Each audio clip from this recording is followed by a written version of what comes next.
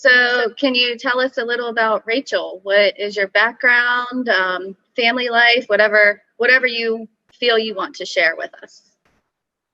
Yeah. Well, a little bit about me. I'm kind of split my time between Texas and Florida. I've got two little kids, 4 and 7. So I spend half my time with them here in Texas. From Chicago, I'm a Midwest girl, grew up in Chicago and moved down south about 12 years ago. So my sister's in Florida, which is super nice. So I get a chance to see her, get a chance to see her frequently as well. So that's a little bit about me and my background. Awesome. What led you to pursue a career in HR? I think I was thinking about that question. I think, I grew up in operations, so, I started as a pizza cook and I really spent the first probably 10 years or so in operations. And then when I was in those roles, I think the thing that I gravitated towards and that I connected to was just my own experience about growth and having opportunity and, quite honestly, social mobility, like the ability to make something of my life. And so that starting doing that with other people and helping other people achieve and turn those light bulbs on. And then realizing, okay, I could partner with business leaders to help them to turn light bulbs on and put the right systems in place. That was just what drew me into that space, because, that's the nature of that work. And how I view it is it's all about the human side of our business and how we help people, how we match helping people be successful with what, our business objectives are. And it doesn't get more fun than that in my mind. So that's what really pulled me and drew me to HR. Awesome. Yeah. You have sort of, I guess, an unconventional way of leading as an HR person in your team. It's HR people can be scary sometimes, but you guys kind of are really out there and really supportive and really helpful. What was there a moment or what led you to just sort of lead like that? That's a great, I appreciate you qualifying that a little bit, because when people say you're unconventional, you're like, okay, that could mean a few different things. And it's all true.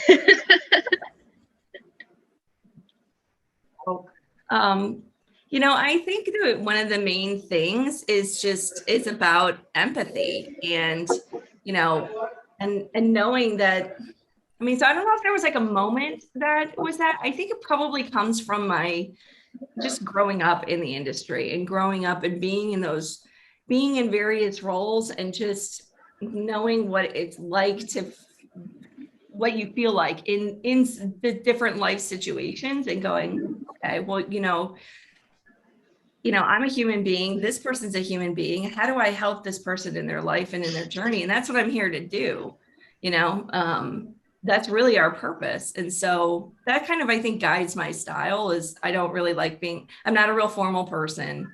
I don't really like, that kind of stuff. I just want to connect with people and help people through things. And I think when in the pandemic, it accelerated that, or kind of, we really leaned into that stuff because the rug was pulled out from underneath everyone, and we're all in that free fall together. And,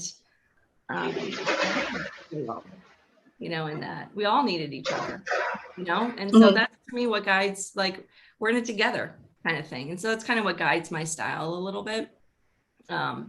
We do compliance stuff. We do some of the scary stuff and investigations and all that kind of stuff, which we have to do, which is important. But quite honestly, part of why that's important is to protect people and to protect the business and to make sure people are having the right experience. So that's kind of just what guides me is just thinking about the human experience and how and connecting together as human beings.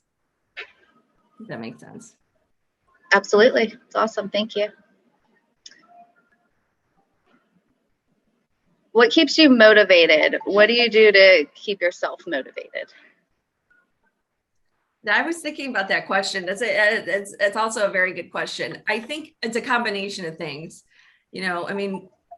One is always remembering that there are a lot more people that, you're responsible for than just yourself. And so in those moments that are tough, you don't get it in a leadership role, you don't get a chance to do a pity party. You're like, you're a big part of motivation is knowing just, this is about a lot of things that are a lot more important than me. And knowing that there's a lot of work to be done. Like, we accomplish a lot, but there's still a lot to go, and not being satisfied with where we are, and just continuing to figure out, in seeing those opportunities. So it's like there's a hunger there, of, okay, I know we can get better here. I know we can get better here. And always thinking about, where are we at in relationship to the vision? That's a big driver. Just the responsibility itself is a big driver. And ultimately, we all want to be successful, and we all want to have the teams to be successful. So those are motivators. Those are motivators for me in business. And then, of course, in work, nothing's more important to me than those two kids. So, for me personally, it's about enabling and giving them the life that I want to give them, and that I think that they deserve as, two kids. So that's part of it too. Absolutely. Yeah. Thank you. Mm-hmm. What advice do you have for someone who wants to advance in their career, but might be discouraged or feeling overlooked or unsupported? And were you ever in a situation like that? Oh yeah, like all the time.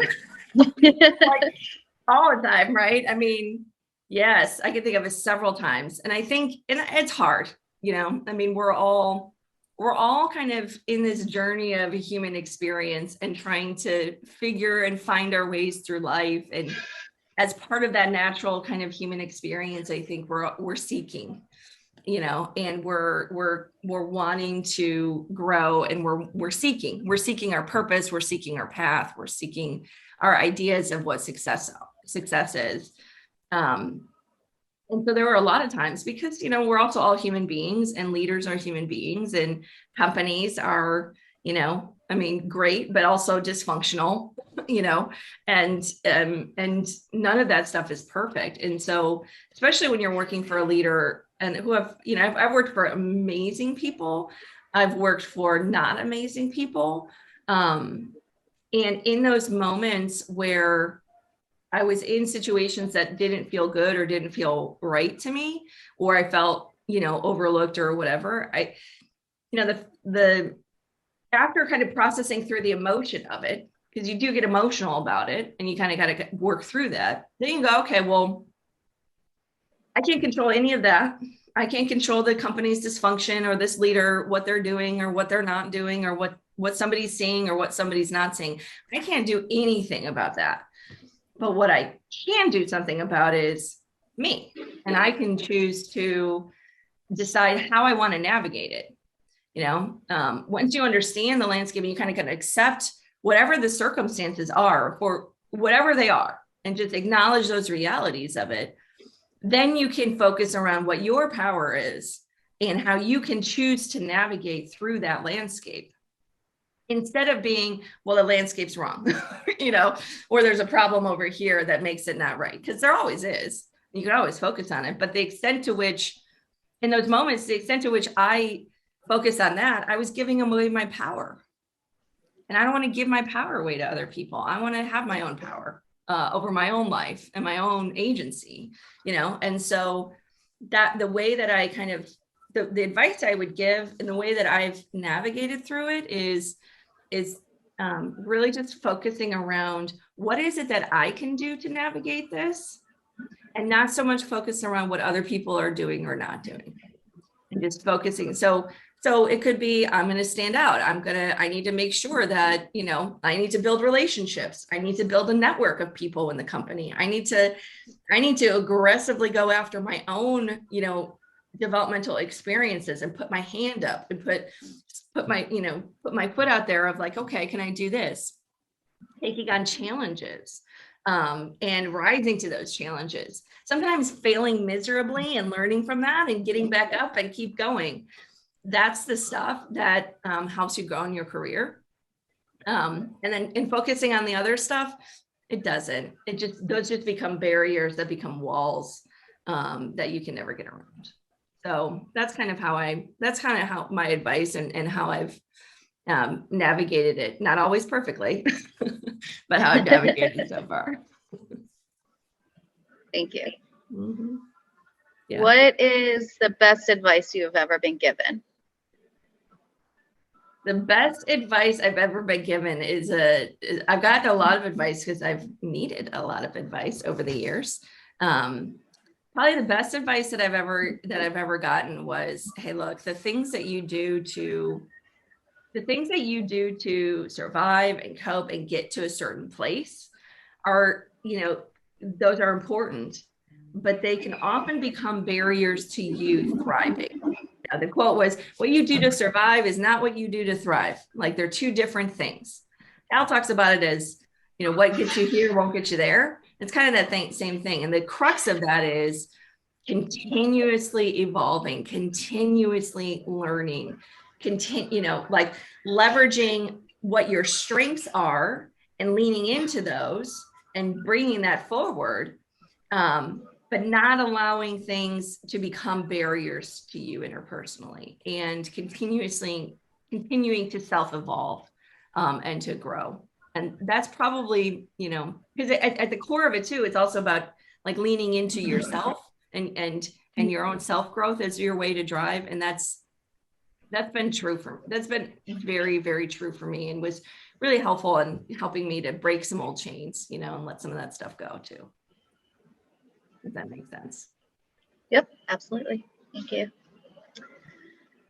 Okay, so thinking back to the beginning of the pandemic, the executive team had some tough decisions to make. What were your initial thoughts? And is there anything you would have done differently? Yeah, yes. Oh, I remember it clearly. My initial thoughts, because it was before the bottom fell out, my initial thoughts was this is about to get really, really bad.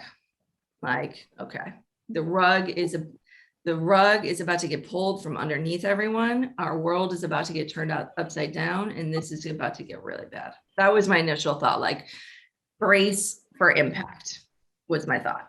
And then, and I think early on, if I was going to do anything differently, I mean, there's a million things that we would do differently, when we go back and examine, and we've actually talked about, okay, what would we go, we've had those debriefs. One of the biggest things I think I would do differently is in those early couple of weeks when we didn't know what we were dealing with fully. We just knew it was bad and getting bad, right? If you remember, that was like, it was 3 days, right? That the bottom fell out. I would have pulled people in earlier. We waited, it was like 3 weeks, I think, when we had our first town hall. I would have done it like week 1. And I would have mobilized more quickly. I would have come to terms and accepted the longevity of what I thought that we were facing. Like, that was my gut instinct. My gut instinct was, this isn't going to be a couple of weeks. My gut instinct was, this is going to be a long haul. And this is going to be a hard and transformative in terms of what this means for our country. And I would have pulled the team in earlier and had that conversation earlier with the field, because especially those first couple of weeks when we were all feeling like that, that was emotionally really hard and I mean, it was very hard in a lot of ways, but that's what I would have done. I wouldn't have waited 3 weeks for our first town hall. We would have had it in week 1, and we would have been talking about, and we would have mobilized those kind of intervention resources even more quickly. I knew she was going to make an appearance. Sorry about that. That's okay.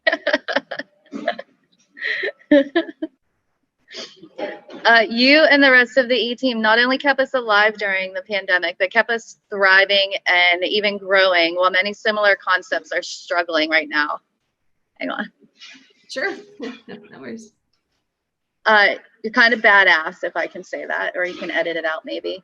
What do you do to continue developing yourself at this level? I appreciate that, by the way. I appreciate that compliment. I mean, I would say the same for our team and the full team, because, I mean, I appreciate that people give us credit on this, But Julianna, this was everyone. It was everyone pulling together that has led us through this.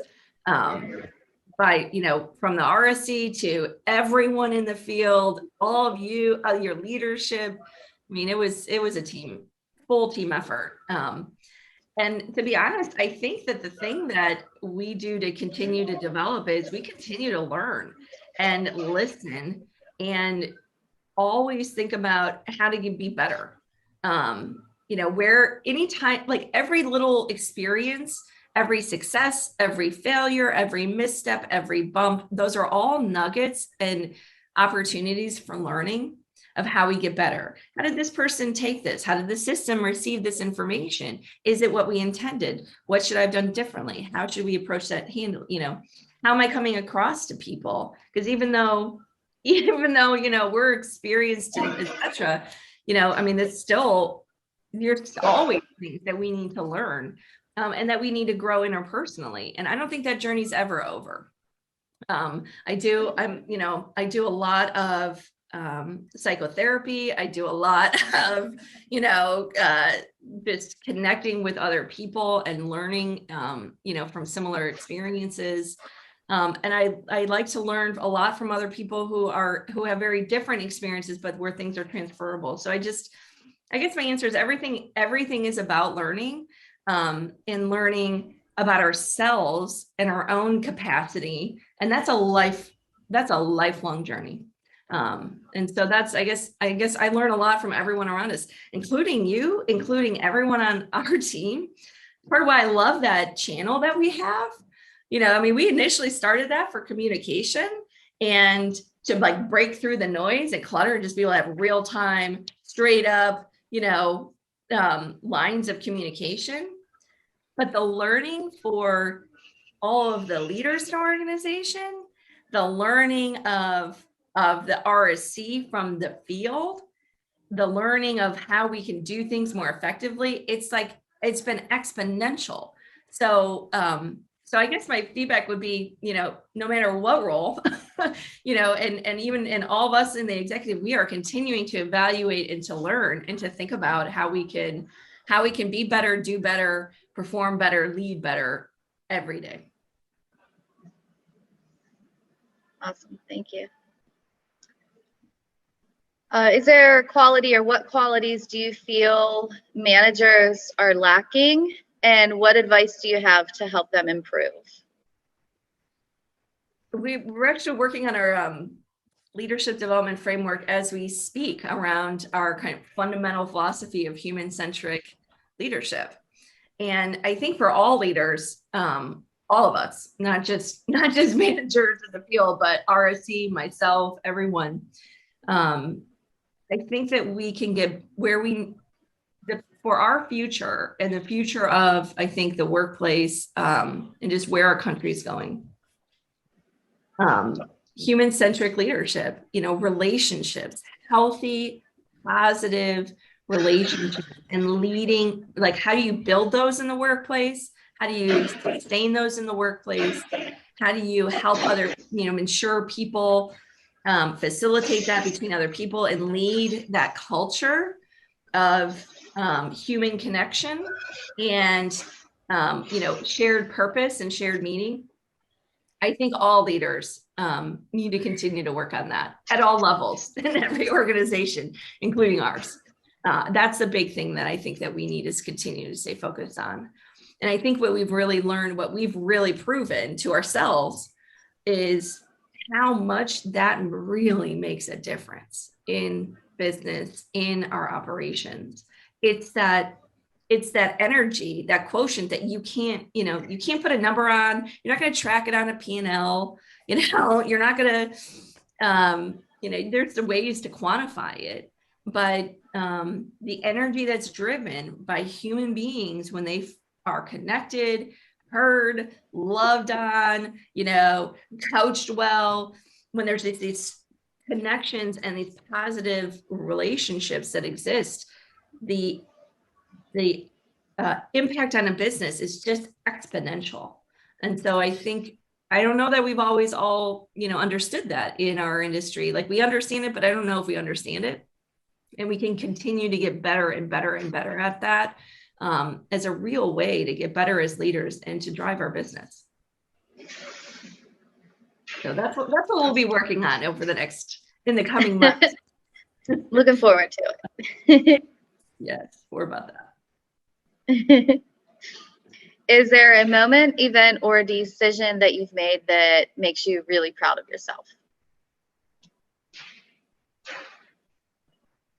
I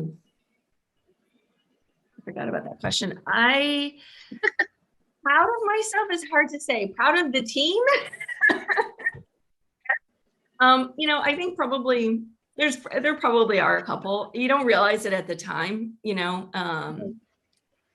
but there probably have been a couple just moments in life where things are really, really, really very difficult, and there's just tremendous adversity.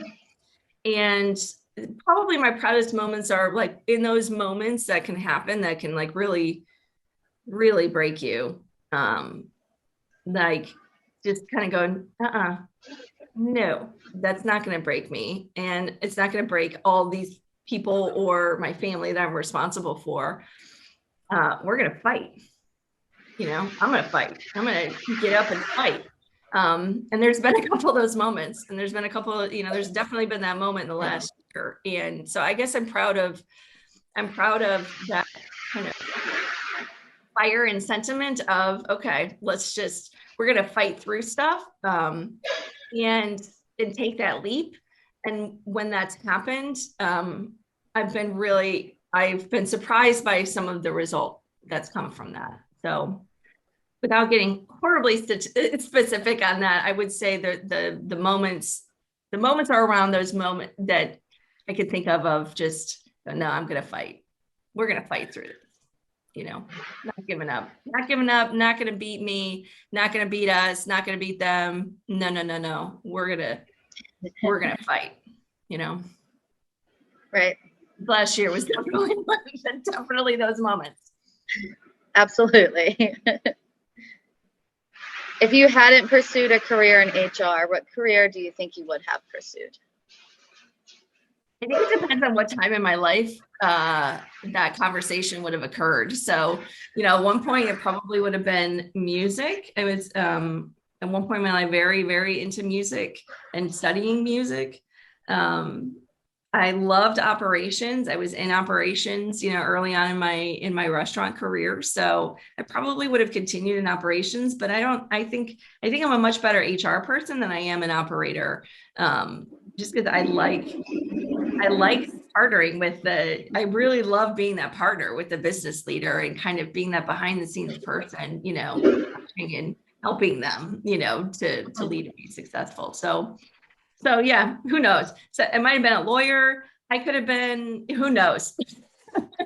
I had a lot of varied interests when I was younger, and not a lot of direction. I wasn't sure what I was going to do. So, but I think I found my home here because it just included so many of those aspects that I really loved, which is people and creativity and business and, that kind of stuff. So. Mm-hmm. At one point I was going to be a stay-at-home mom, and I did that for a while. So I'm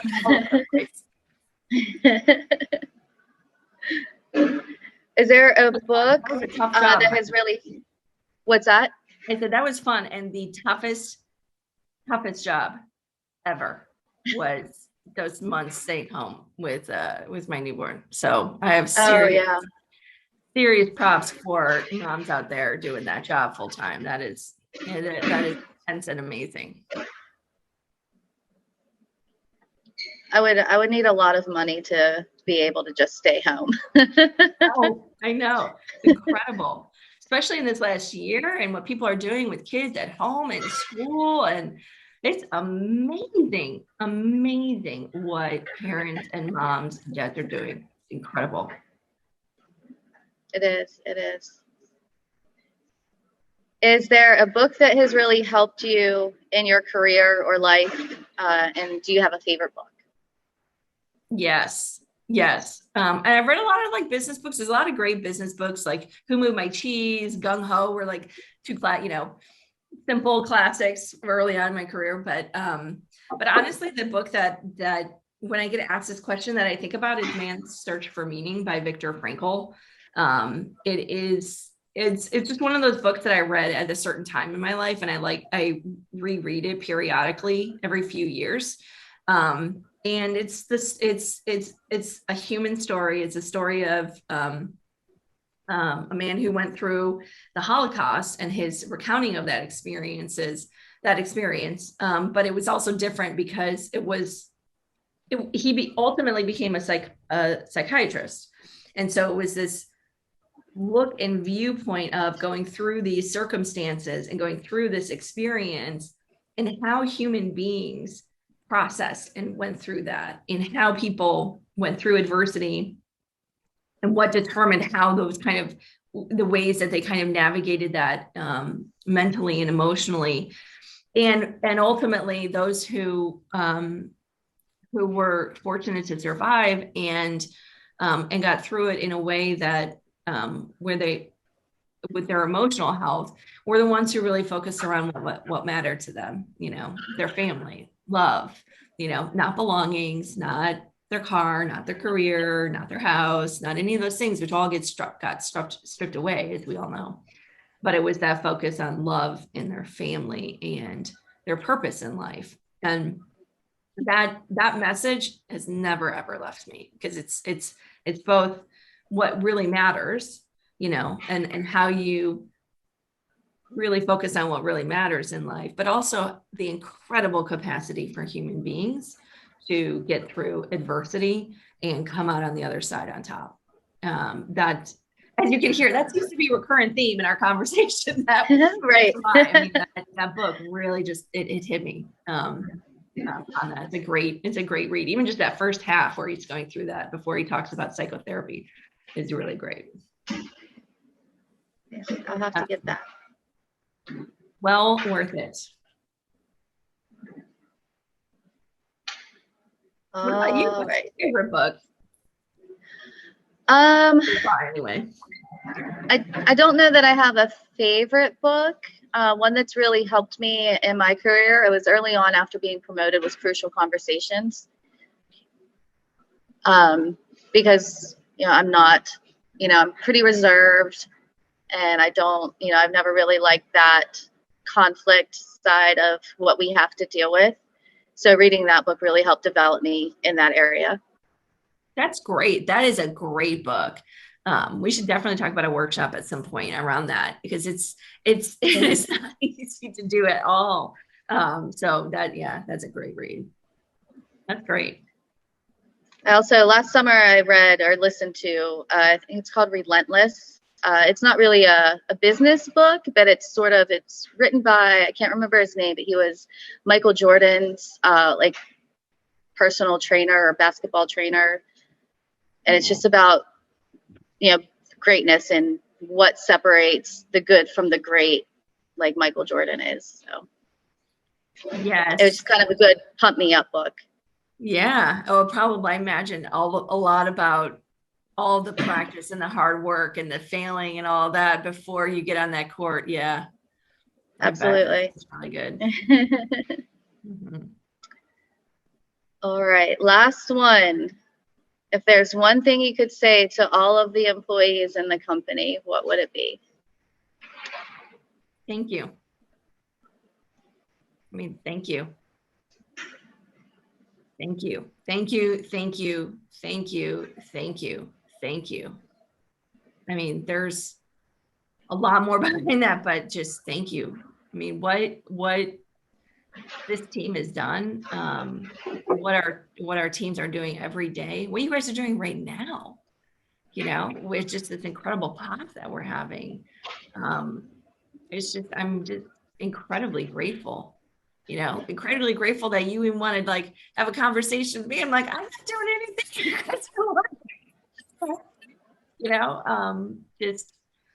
It's really incredible. And where I feel very, very fortunate to be part of this team. So I just, and in its most simplest way, I mean, the stories, the examples of everything that people, both individuals and teams, have accomplished here, the countless hours of effort and tears and sweat and, hope. And it's, I know there's so much more that we don't even know. There's a lot of stories I know that are, there's just a lot of examples of this stuff in the system that, we won't ever hear about. And there's heroes all over the place. And I'm just so grateful to be part of it. That was awesome. Thank you. You're welcome. How about you? What would you say? Sorry, I don't mean to be like, but I'm interested in your perspective on that. What would you say?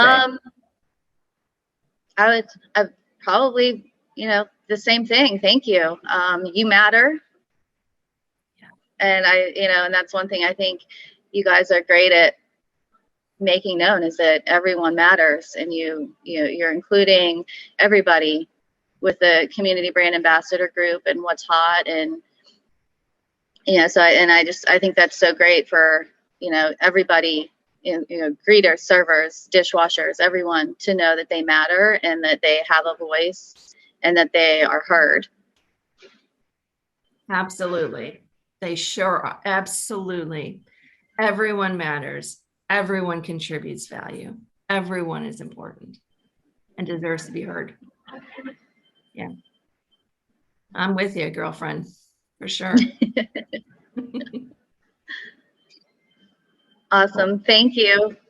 Yeah, no, thank you. It's just super fun. I appreciate you taking the time, and you are an incredibly busy woman pulling off miracles in your restaurant. So, and like I said the other day when we were chatting, it's great to get a chance to know you more and see you grow and be part of your path. And as you continue to grow in leadership and expand your career. So, it's awesome. And I am really appreciative, Julianna, of what you're doing.